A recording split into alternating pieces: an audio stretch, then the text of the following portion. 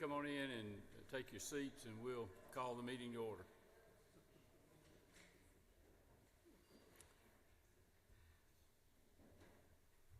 Got a little housekeeping to do here first. I'd like to hear a move to send Senate Bill 111 to the Judiciary Committee. Have a move. Second. Any opposition? Okay, it's now in Judiciary. Okay, I'm going to call on Senator Goodman to explain Senate Bill 79 to us, please.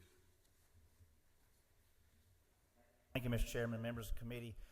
This is Senate Bill 79, the FEAR Act, Fentanyl Eradication and Removal Act. This is the Lieutenant Governor's bill.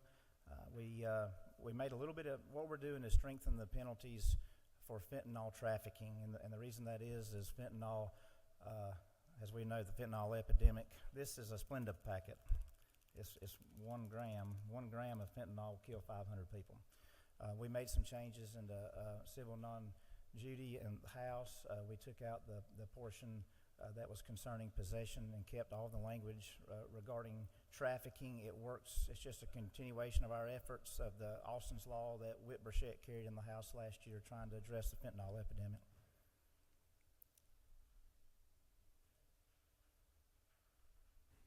Well, you've heard the explanation. Are there any questions? Good job, Senator. Don't see any. Thank you, sir. Thank you. Thank you, Mr. Chairman, members of the committee.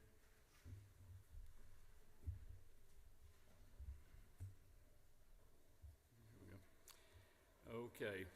We also have a rule substitute for Senate Bill 69, and I'm going to recognize Chairman Leverett to explain the rule substitute to us, please.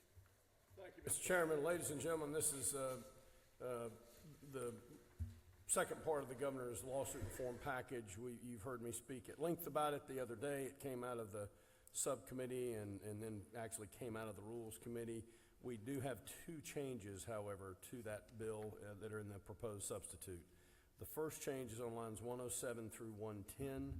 That's on page 5. It just adds a new exception to the operation of the statute for basically someone who is an investor in a company that provides the litigation financing. So the idea is the litigation financier still has to, when they apply, disclose ownership that's over the 10%. So they would be disclosing some of the people who invest in that litigation financing company, but the investors themselves don't have to actually register under the act. So disclosure of the investment is still required by the applicant, by the financier, but the investors, the people who might invest in that litigation financing company itself, don't have to actually register under the act. And then the other changes on page 12 on line 278. This was the provision that would require joint and several liability. We've just changed the word shall on line 278 to may. So the court would have some discretion as to whether to impose that joint and several liability in a given case. And that was Chair Lady Miller's amendment, which we are now making in this substitute. And those are the only changes. Mr. Chairman, I'm glad to answer any questions. Okay, you've heard the explanation. Do we have questions? Don't see any. Okay, do I hear a motion to approve rule substitute to Senate Bill 69, that's LC 492394S? Second. Have a motion and second. Is there any opposition? Okay, it's approved. Okay, now what we want to do is set a supplemental calendar for today.